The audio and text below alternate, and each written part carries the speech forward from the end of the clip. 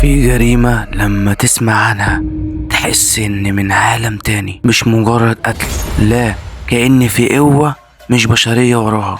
النهاردة هحكي لكم عن قضية شقة الحنوتي، واحدة من أغمض وأرعب القضايا اللي حصلت في القاهرة سنة 1999. أنا حسام أبو سليم، عايزك تركز معايا وتسيب اللي في إيدك عشان نبدأ في أول القصة. القصة بدأت في شقة قديمة في حي شعبي.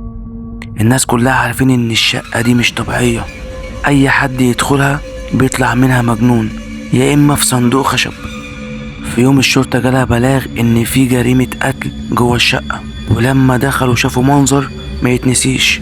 شاب اسمه سامي عنده 27 سنة، شغال مساعد في مغسلة موتى، كان بيسموه الحنوتي الصغير. لقوا جثته متقطعة بطريقة بشعة، والدم مرسوم بيه على الحيطان، رموز غريبة وطلاسم محدش قدر يفهمها. المعمل الجنائي اتصدم، مفيش اي بصمات لا على السكينة ولا على الجثة، كان القاتل مش موجود اصلا. الجيران قالوا ان قبل ما يحصل اللي حصل كانوا سامعين اصوات ناس بتتكلم بلغة غريبة جوه الشقة، وبعدها صوت سامي وهو بيصرخ: ابعدوا عني، انا ما عملتش حاجة، ابعدوا عني، انا ما عملتش حاجة، سيبوني سيبوني. هنا المحقق وهو بيفتش لقى دفتر بخط ايد سامي مكتوب فيه اسامي ناس ماتوا في المغسلة، ومعاها طقوس غريبة بيجبرها عشان يتواصل مع الجن. اخر جملة مكتوب بخط ايده: النهاردة هيظهرولي، بس لو مت اعرفوا انهم خدوا روحي.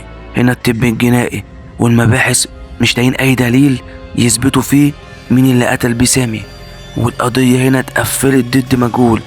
لكن لحد النهاردة اي حد يخش الشقة بيحلف انه بيسمع صوت سامي من جوه الحمام، وبيقول: انا لسه هنا مستنيكم، انا لسه هنا موجود، تعالوا انا عايزكم. وكده يبقى انا خلصت قصتي مع شقة الحنوتي. لو عجبتك القصة ما تنساش تعمل لايك وسبسكرايب للقناة.